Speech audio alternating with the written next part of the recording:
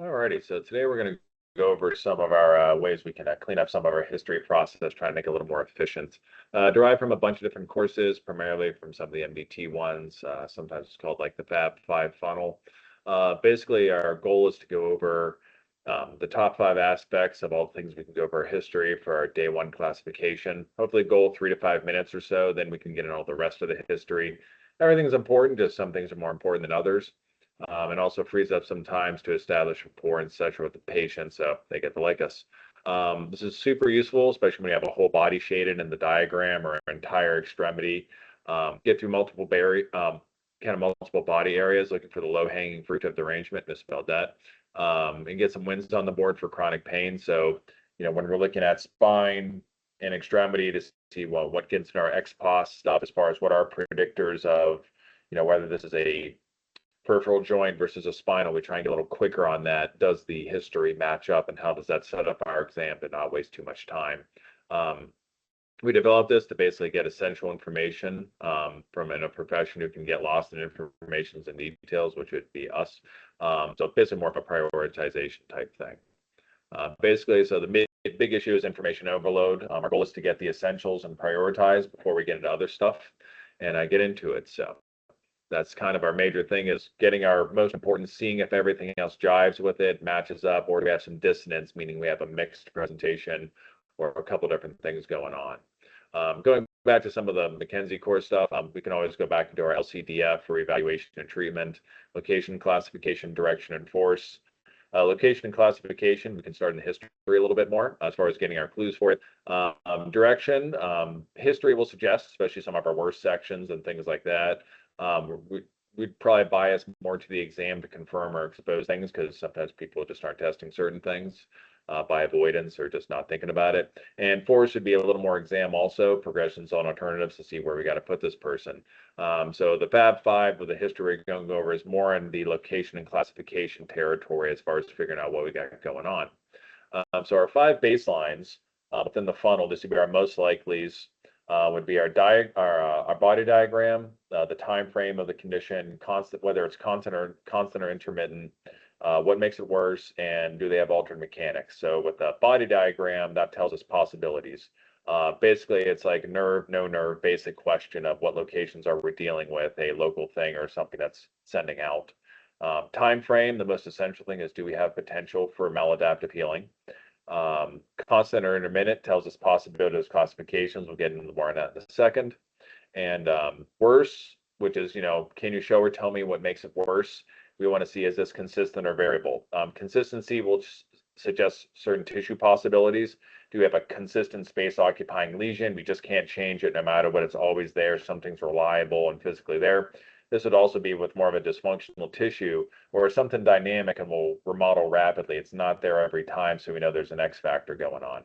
And when we look into altered mechanics, we're looking for a yes or no for possibilities of classification. Basically, the essential question is, do we have mechanical symptoms or obstructive movement, and is it harder to move when they're worse? Does that change? We can get into details of derangement not needing obstructed motion in certain cases, and some dysfunction with a substantial loss at end range, a little more than your average one, but good first pass for a big picture of what would I be dealing with. Here's a table kind of summarizing most of those up for the most part. Not every single classification, but sort of the major ones, the most often are going to come in. We'll get to more of that in a second.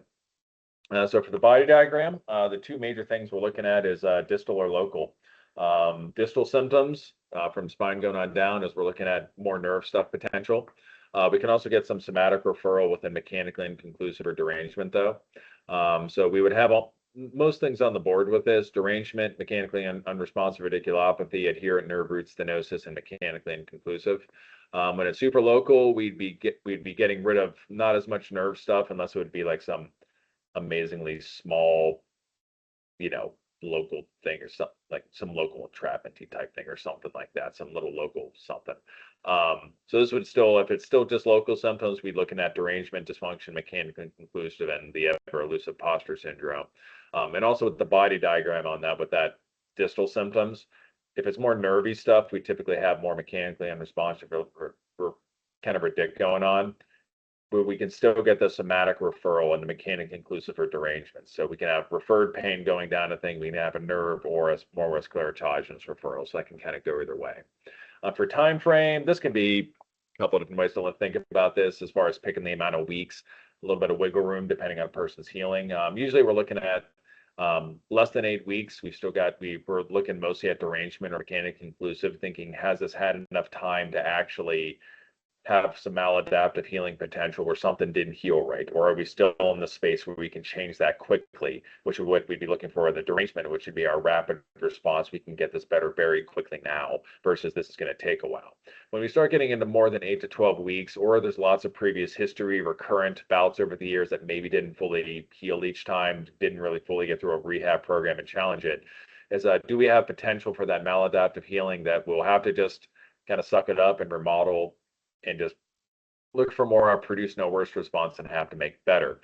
These classifications would be our dysfunction, adherent nerve root, mechanically unresponsive radiculopathy, stenosis, derangement, and also mechanically inclusive, because sometimes it's been there a while, just haven't done the right thing for it yet.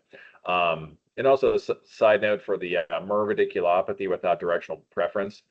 A lot of this you can figure out within a 10 to 14-day tested period, especially if we're trying to determine, is this a chemical thing that needs more of a medication burst or something like that to get over the, so that is a little bit of a gray zone as far as the MER thing. A lot of times you can get to that a little bit quicker than some of the other ones versus an adherent nerve root or some of the dysfunction type stuff.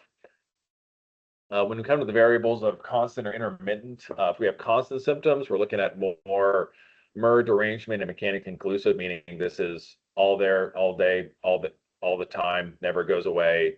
I can't get away from it. It's always there. If we have things that are more only intermittent, puts a little more things on the board as far as dysfunction. We need pressure on it to make it hurt. Adherent nerve root within that dysfunction, meaning only hurts when we have tension on it versus like a space occupier with a MERV where it's nonstop pressure all the time. Stenosis would be we can find positions of relief by definition, and then other things will piss it off. Derangement can come and go also depending on the severity. Mechanic inclusive also can come and go. And if we have a MER that is a little bit more, we're not getting a quick change and whatnot, but maybe you can find like some positions of relief where maybe temporary improvement, but no improvement in overall baselines. We could probably shove that into there too. The question of what makes it worse is, they take me to Missouri being the show me state. Can you show me what makes it hurt?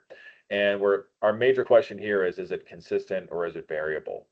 Consistency suggesting some tissue possibilities. Do we have a consistent space occupying lesion, unable to change, to dysfunctional tissue that might take a while to remodel, or is it something dynamic?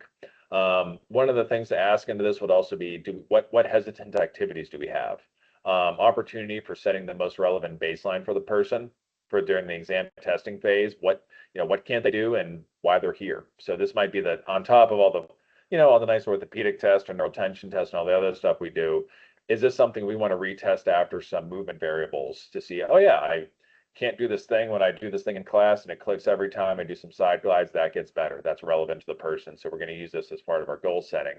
Then that would be falling under what we call that concordance sign. Can we get a quick response to something that might not seem like it'd be in a traditional derangement, range of motion type thing, or like a neural tensioner, but we get a quick response, the person sees the change, we get the buy-in, and we get a quick, rapid response that stays better that otherwise we might put into rehab purgatory, which is less than ideal. For altered mechanics, kind of obstruction to movement, more characteristic of derangement, but not absolutely necessary with some of the definition changes. Big question is, can they still move if worse, or is there a change in mechanics, improvement of symptoms? If there are altered mechanics, yeah, we're really looking at derangement. We have to rule that out first. If we can't get it any better, we then go into like, okay, maybe it's mechanic inclusive. We can kind of throw them off a little bit, but we can't solve it. So that'd be even possibly looking into like maybe the kind of structural compromise a little bit, also going deeper into the other section. Could possibly also have some MER on this also if somebody has a more of a mechanical presentation versus a chemical. Can't necessarily get them better, but we can still make them worse and have some stuff kind of chunk around and obstruct them and make them worse. For the no on the altered mechanics, we'd be looking more at our dysfunction or adherent nerve root. We can put tension on it, make it hurt for a little bit, but all our other baselines should stay the same. Stenosis in a pure form, probably shouldn't have too much of that, otherwise we could have a mixed presentation. We can not have it in MR also, because if we have more of a chemical MR, just a straight angry nerve, maybe not so much of a joint compromise type thing to throw off the mechanics, but pure chemical inflammation, you still might be able to move. It just hurts like hell, but they can still move through everything. So that would be a little bit into that section. And we could also have some mechanically conclusive, meaning we don't have a strong pattern of anything, just can't make them better. That'd be sort of almost your non-specific low back pain, and possibly derangement also. If we have altered mechanics, we're really going after derangement to make sure we don't have something to fix. But we also might have a couple where either the range of motion is so extreme, they just have trouble getting to that actual point to get into it, or there's a couple like exceptions where you just might not see it, but we still get a rapid change, better response once we get through it.